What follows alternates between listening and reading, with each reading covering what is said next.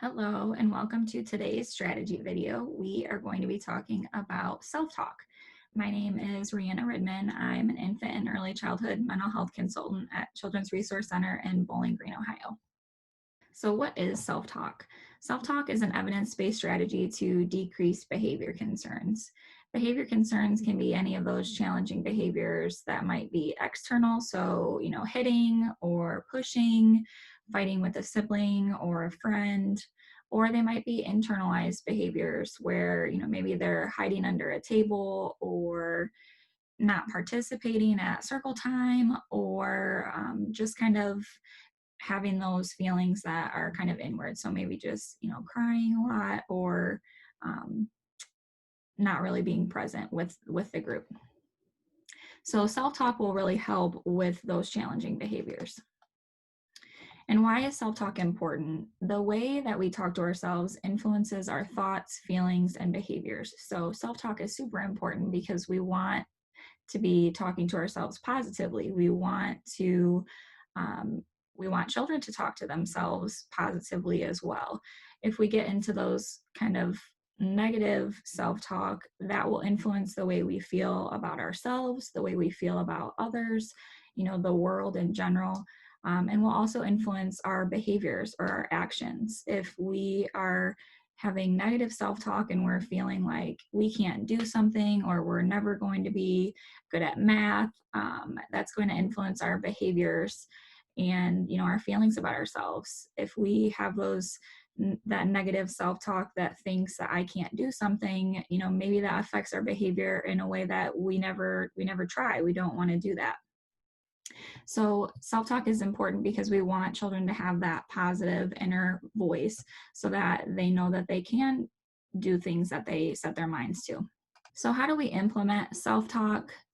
Children can learn to recognize and discuss their strong feelings out loud, and then they're able to help calm themselves using self-talk. And the way that they do this is by learning through adults modeling that for them. So adults can be the ones to use self-talk and work out their strong feelings out loud, and then also talk out loud about the ways that they can use to the choices that they can make to calm themselves down. So an example of self-talk, if it was a negative self-talk, one might say, I'm not good at this, or I'm never going to be able to do this thing. But if we're having positive self-talk, we might say, this is really hard, but I'm gonna take a deep breath and I'm gonna calm down and then I'm gonna try again. Another example of self-talk could be, I give up, or I don't want to do this anymore. But, positive self-talk would say something like, I might need to take a deep breath. This is making me feel really frustrated right now. I need to take a deep breath.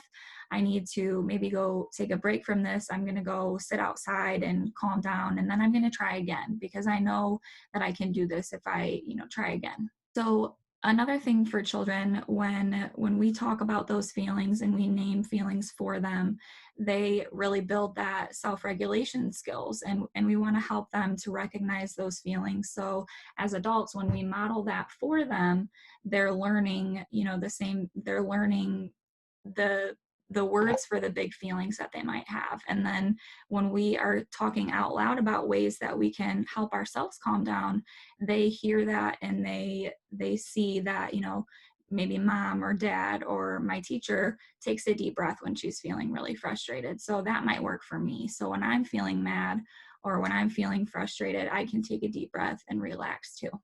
All right, so this last page, I just put a few resources on here. My email address is rihannar@crcwoodcounty.org. You can feel free to email me anytime. I have a lot of resources that I can provide for you to help with using self-talk.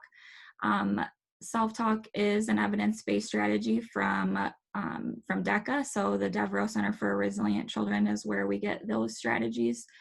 And then the pictures or recognizing feelings or different calm down strategies. You can find those at teacherspayteachers.com. You can find free ones, or if you choose, you can pay for different visuals as well. And then lastly, please like us on Facebook at CRC Infant and Early Childhood Connection. We share lots of different resources and information about our weekly parent chats and strategy videos.